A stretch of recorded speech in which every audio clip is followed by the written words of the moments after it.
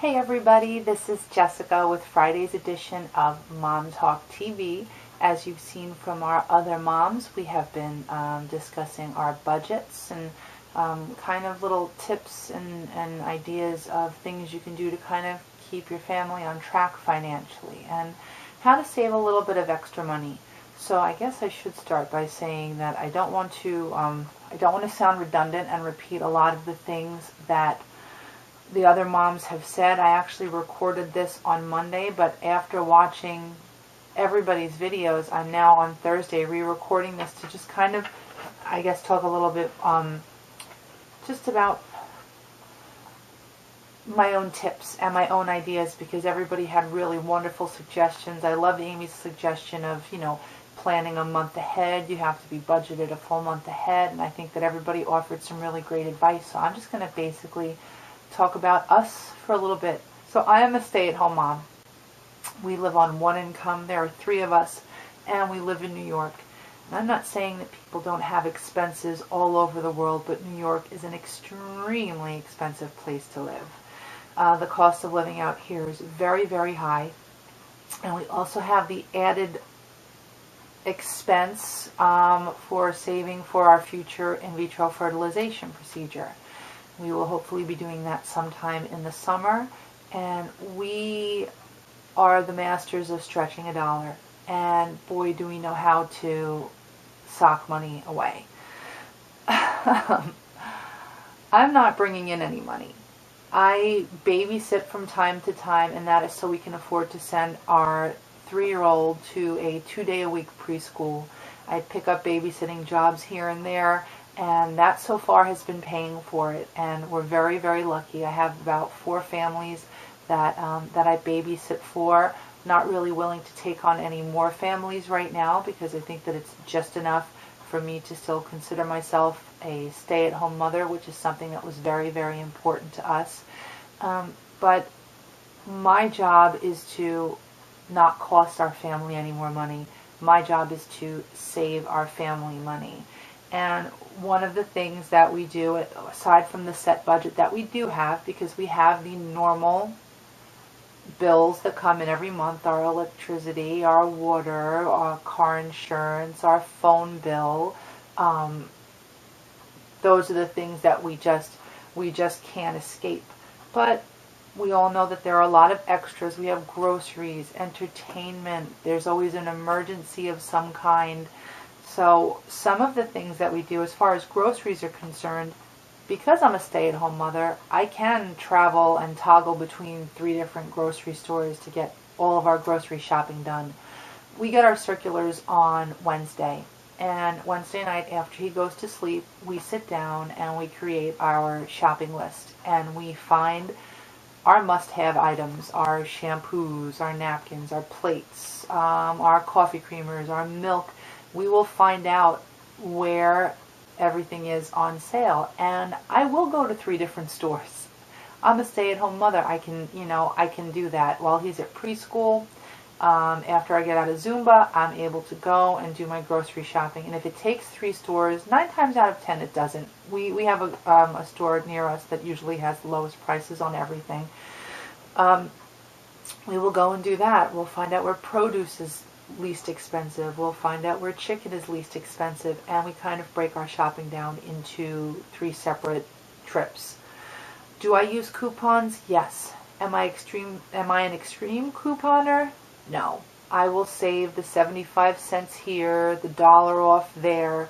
Would I love to be an extreme couponer? Yes. And I think what is preventing me from doing that is that we don't have room for a stockpile. I love watching that show, and I love watching the people that give most of it to charity. I just don't know what I would do with, 75 bars of deodorant in my basement just because I could say I got a good deal on it. And I would probably donate most of it to charity. But again, we don't have room. We do have a little teeny tiny stockpile because, like I said, when we do find a sale on something, we will stock up on it. Like my hair care products tend to be a little bit expensive, so when I find, my mousse for $2.50 a can, I'm buying 10 cans of it rather than, spending $2 more per can. on the stinking stuff? Why is everything so expensive? That's what this vlog should be. Why is everything so dang expensive in this world? That's my public service PSA, my public service announcement. Clothes. If any of you have looked at any of the videos on my personal channel, it's Hippie Chick. The links to all of our channels actually are below. You will find a handful of garage sale hauls. I am not ashamed to say that my son is, he's very well dressed.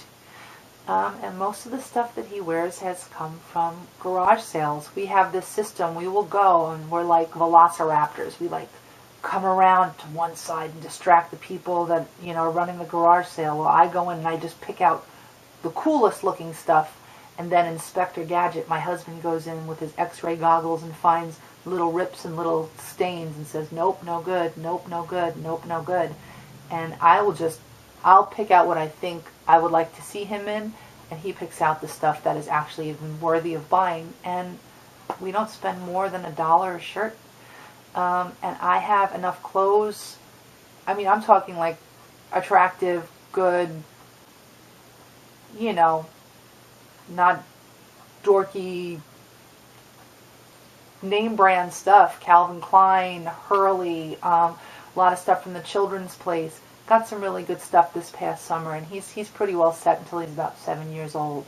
We will buy up until, and now next year when we start buying, we'll buy anything for the age that he's in to probably 8 years old. And our attic looks like a department store, and we have everything in bins ready to go because we don't have any little boys in our family to pass that stuff down to. If I could get it for free, I would. Trust me, I've tried to get some things for free. It doesn't work out. I don't steal things. Don't think like that. You people are terrible. For me, as far as my clothing budget goes, I am huge into thrift stores. I've also have a few thrift store hauls up on my channel. I don't care. I don't need the name brand stuff. I got my cute boots from Kmart, and I go to the thrift store, and I'm dressed as nice as anybody else I see on the street. And I don't need to be hanging out with people that are going to judge me and be like, oh, you know, that's not the kind of people that I want to surround myself with. I have a show on Saturday. I'm singing at a really great theater, and it's an Elvis show, and I went to the thrift store and I got myself an $11 outfit from head to toe thrift, and I look freaking cute in it. Next week I will post a couple of pictures of the show at the end of my vlog next week. Let's see. Entertainment. I take my son to a lot of places. We do a lot of things. I'm the queen of free. There are free events all the time. It's a little bit more difficult in the winter, and I don't know if any of your libraries do this, and if they don't, you might want to suggest it, but our public library has a great service in which the biggest attractions in our neighborhood or adjacent neighborhoods or even New York City offer museum passes to loan, just like they loan you a book. You go in and you take out a book. Twice a month I could take my son to the Children's Museum. He's been to the Museum of Natural History in the city, and we've visited Dinosaur Hall twice. We do a lot of stuff. Movies. We go to matinees only. I bring my own juice boxes. I don't care. I'm not going to spend $5 for a drink for him. You cut corners where you can. Date nights.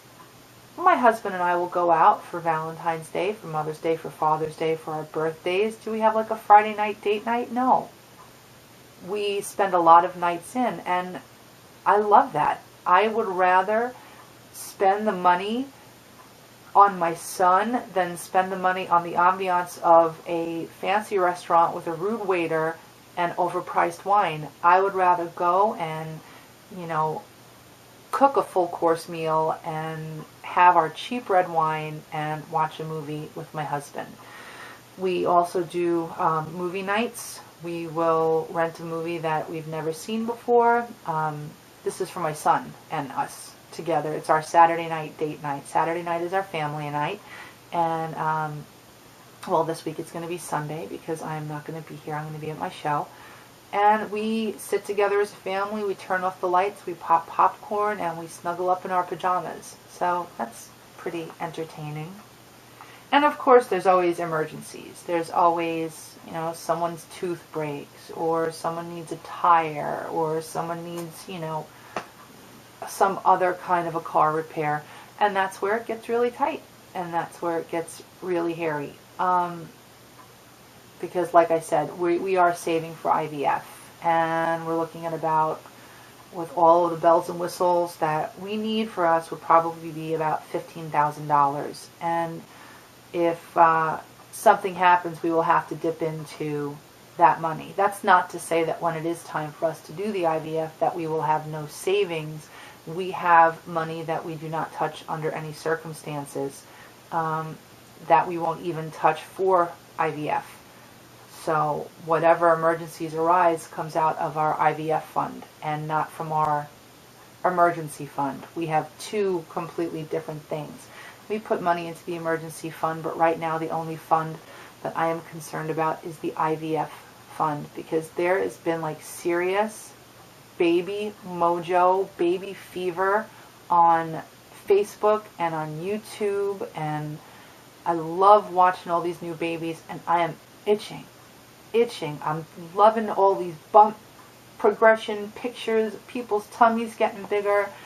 And as we get closer and closer to the summer, my wallet is getting tighter and tighter and tighter, because I don't want anything to stand in the way of us doing our in vitro fertilization. But I am rambling now, and I have absolutely no idea how long this video is. I really want to try to keep my videos under 5 minutes.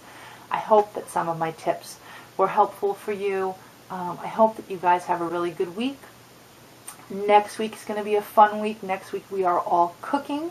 We're going to make you one of our favorite meals, or maybe a dessert. Who knows? But we're going to do our best, Rachel Ray, and give you a quick little cooking demos. I think we have a guest mom lined up for the last week of the month. I'm not exactly sure, but if you don't know about that, contact us over on our Facebook page. Again, all of the links are below. If you ever want to be a guest mom, and all you have to do is pick from one of our topics of the month, and we can feature you during the last week of of the month. And it's a great way to promote your channel and get to know other people. So that is it from me. I hope that you guys have a good week, and I will see you next Friday. Bye, guys.